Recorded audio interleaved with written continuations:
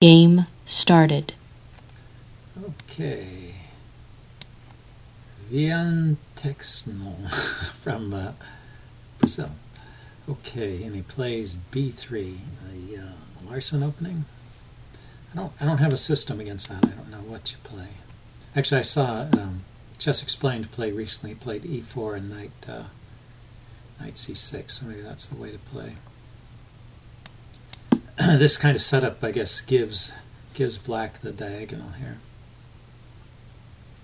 But I'm going to put a knight on F6 and defend it with the bishop and queen, and ask White what he's going to do with that great diagonal.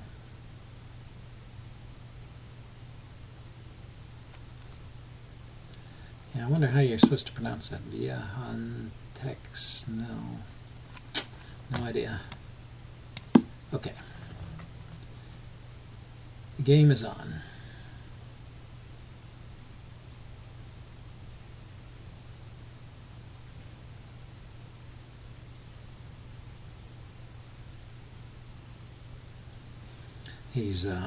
There's a lag on his connection, so his clock ticks down and then it jumps back up when he makes a move. A little bit unfortunate. Hopefully it won't destroy the game here.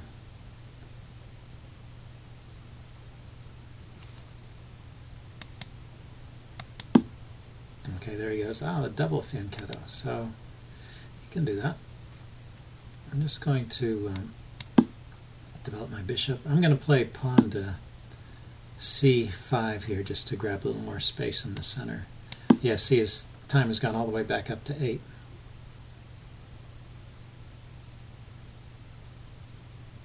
So he was playing those moves quickly and there was just some kind of lag in the connection.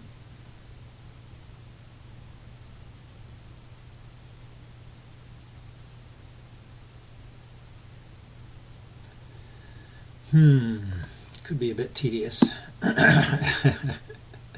Okay. Yeah, let's. I don't need to castle right away. Let's play knight c6.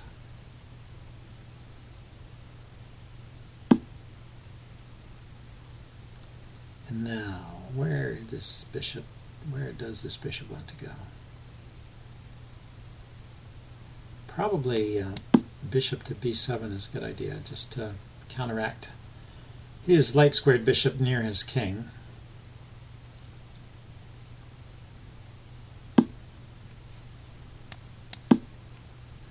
And then we'll see if he wants to go for one of these pawn breaks. He's got a couple he could play here. He could play d4 or he could play e4. And I'm going to castle before I embark on any central endeavors. But maybe e5 is playable now. No, he's got two pieces on that. d4 is playable. Pawn takes, and I've got the knight and queen on it. But he could play bishop takes knight. Okay, I don't. I have no pawn breaks at the moment. I would have to prepare them somehow. Okay, but he breaks first. So that's okay, I think.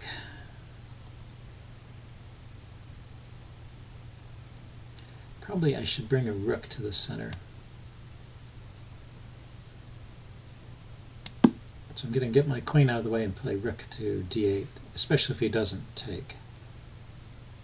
Not even if he does take, I'll just take back first and then rook d8. But, okay, so he put his rook opposite my queen, and I'm going to put my rook opposite his queen. Logical development for the rooks.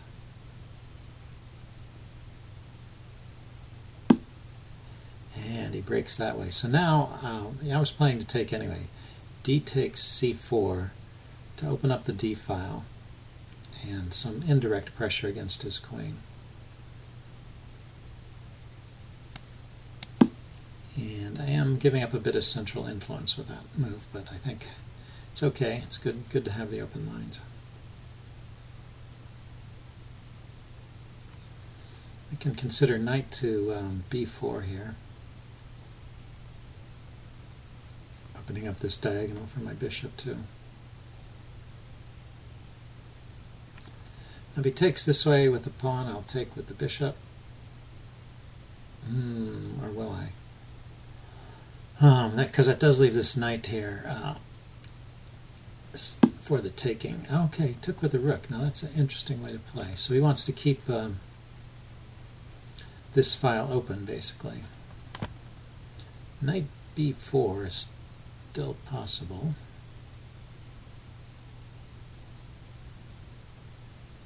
Ah, but bishop a6 is better, right? And skewers the rooks.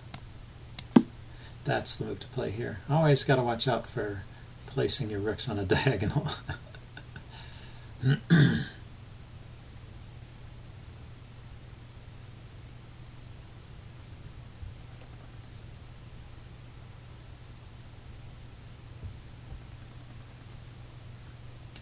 So it's nice to have all these good thoughts about open lines and center control, but you always got to be aware of the tactics.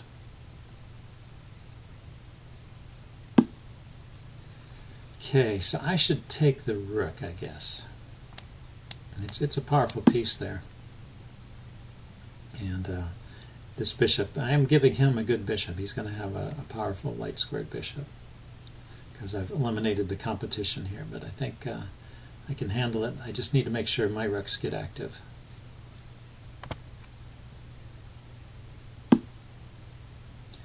Okay, he took with the knight, and now this is still a bit... I wonder if I should push on with b5 and c4.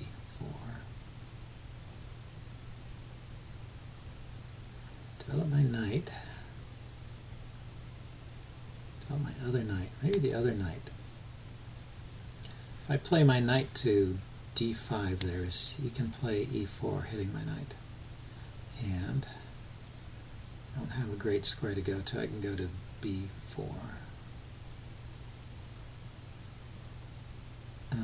Well, if I take first, I can take... he can take with his knight, I guess.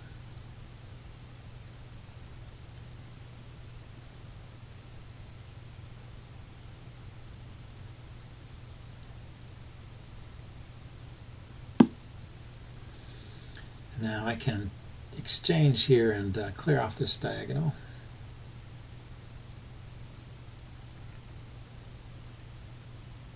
Yeah, probably should. He was threatening that knight. It's kind of a double attack there.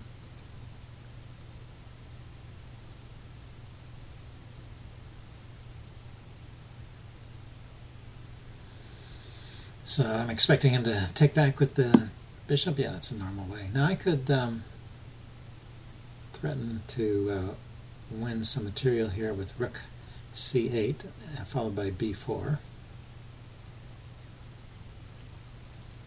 I like that. And that gives a square for the other rook to come out and get into the game.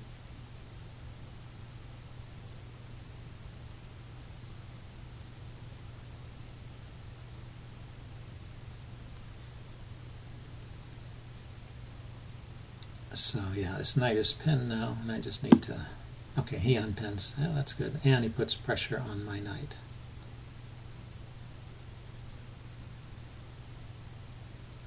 Okay, but I'm still holding it well enough. Bishop takes, hitting the queen, so it's not a problem. If I harass his knight, where is it going? It can't go there, or there, or there, but it could go here. But knight to e4 blocks his queen and his bishop battery there.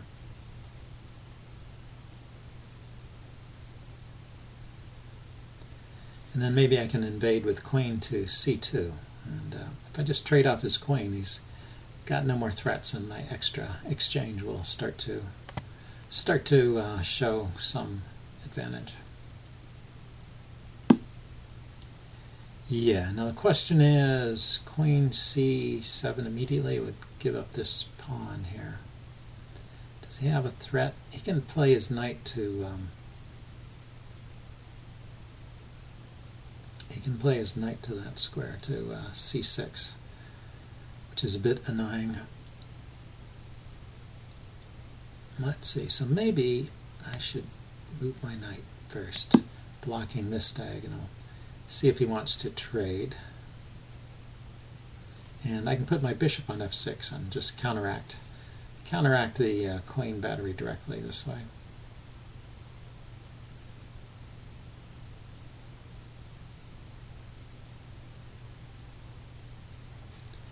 And I don't think he has any great discoveries. He can play some moves like knight here or here, but those just lose a piece.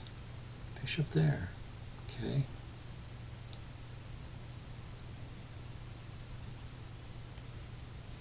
I'm not sure what that accomplishes.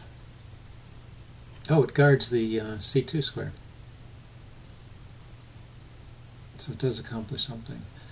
So now I'm not threatening to take the knight because that trade probably helps white with the keeping the advantage of the bishop pair. So I'm just going to let the bishop sit there for a while. Okay, he's going after the bishop. So I want to trade bishops if he lets me.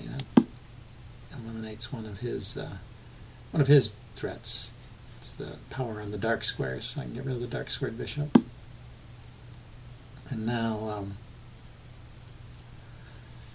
let's see, there's queen to c3.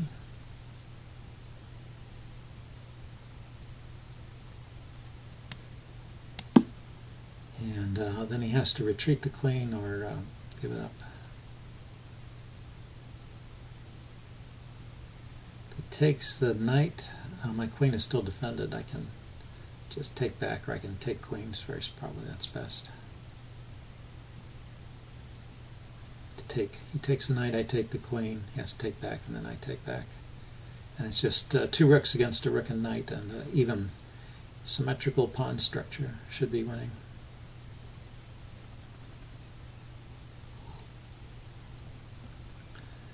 Does he have anything else? I mean, there's always desperados like bishop here, but oh, he grabbed the pawn. Yeah, I left that pawn hanging. I didn't mean to do that. Okay. No, but there's a fork here, huh? Pawn to f5 is forking these two pieces. He can play bishop takes knight. Pawn takes bishop. And his knight is still hanging. Can come into these squares. Yeah, it's probably still a good move.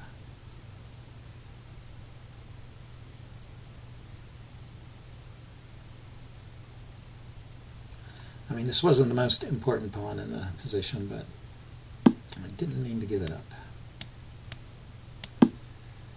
Okay, so his knight has to go to... Actually, his knight is trapped. That's kind of interesting. Those squares are all covered. These squares are covered. That square is covered by the queen. I didn't really notice that.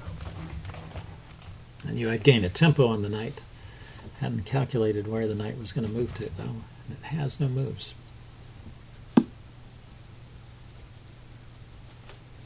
Okay, he moved. Let's see. So he's threatening a pawn, yeah. So he's hitting my rook, hitting a pawn. Still, I should just grab the piece while I can. Check.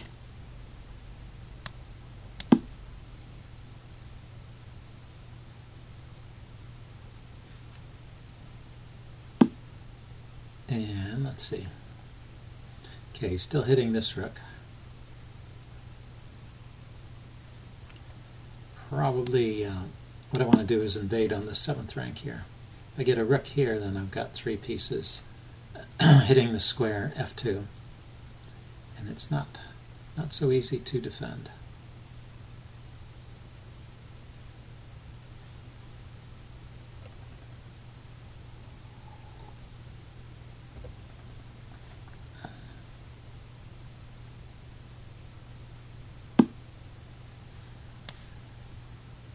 Okay. So the queen can't get in line with any piece there. The queen could come here and attack my, from this angle. The queen could go to b4 d4 and attack my rook. I play here with check, so I don't even have to respond to that. Okay, queen went there. Check. That's in case I lifted this rook instead of the other one. Check. Then that would be a problem. So we're near a checkmate here. Let's see, a check here forces the king forward. Check. And then the check here is checkmate. So nice little mate in two.